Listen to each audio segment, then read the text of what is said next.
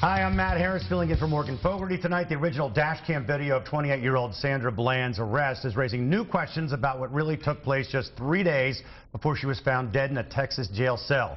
For starters, the 52-minute video appears to have several discrepancies. Watch as the white car driving on the left suddenly vanishes from the road. And this brief moment where a tow truck driver walks away from the dash cam's view, then reappears at the truck's door, all while the audio is playing uninterrupted. It's not clear whether the video is edited or if an equipment issue is to blame.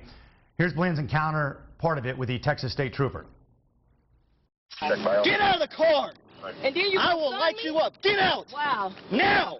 Wow. Get out of the car! Really, for a failure to signal. You're doing all of this for Get over there! You're a real man now. You just slammed me, knocked my head in the ground. I got epilepsy. Good. Authorities say Bland later committed suicide in her cell. The trooper's been pulled off patrol as state officials and the FBI investigate. Police say they are looking into Bland's death as a murder. Bringing us to our question of the night, do you think the original Sandra Bland dash cam video was edited? Let's take it to our crew, a.k.a. the Edgitators. WCCB News Edge contributor Ashley Anderson, QCB from WFNZ Sports Radio, and brand strategist and the co-host of Women's Wednesday on Sirius XM's Make It Plain, Jennifer Daniels. Thank you guys for being here. So many questions about the whole thing, but we will start with the dash cam. It certainly looks edited. The first one that we saw had that jump where you mentioned the white car wasn't there, then it was there, then the driver wasn't there, and then he was there again. That looks suspicious. Then they put out another version today that appears to be clean. To me, something is fishy. The whole thing is fishy, and when you combine that with the sketchy video, it screams the fishy. new one is shorter than the other one. So, I mean, you would think that the edited one would be shorter than the non-edited. So I wonder, why is there a discrepancy, period? Yeah, like how many different types of versions do we need? I mean, it's not like a radio edit song and an explicit song that you hear, you know, not on the radio. It's like I was watching the movie Speed when they did the looping or a paranormal activity or something. Yeah, so now if you're going to shorten a shorter version for the news purposes, I understand that, because I saw the whole, it's like a 36, 46-minute video, and they took out her part where she got a, you know, where the incident happened, but it definitely looks edited. Yeah. Jennifer. Yeah, it's pretty disturbing, actually, how edited it looks, and the fact that I didn't even notice it at first, when even though the news kept playing it beforehand. Isn't it possible, why is it impossible that it's a glitch?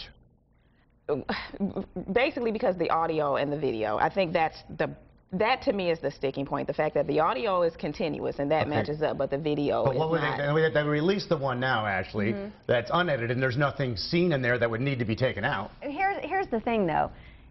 We have seen this past year, the last 6 months, how important it is to know for sure what has happened in interactions between police and the people they pull over.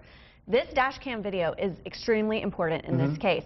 So I feel like they would have taken special care to release. They knew what they were releasing, in my opinion. Yeah, you can't have that big of a glitch where a car shows up or a tow truck shows up. It just, none of us are technical wizards. Well, glitches do happen. They do happen, and you know, I mean, this is a different situation, but you know, there's those terrorist videos that are posted on YouTube all the time, and it takes the government a long time, and sometimes they can't at all verify the authenticity. So it is difficult to verify.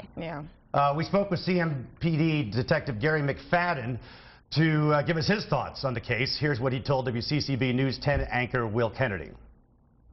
Anything that happens in the media now is going and shed lights on the everyday lives of an officer coming in contact with the citizens. And these are the things that we still need to discuss. The things that are happening in other citizens, other states, we look at those. And how can we better ourselves from that and not to have those same situations here.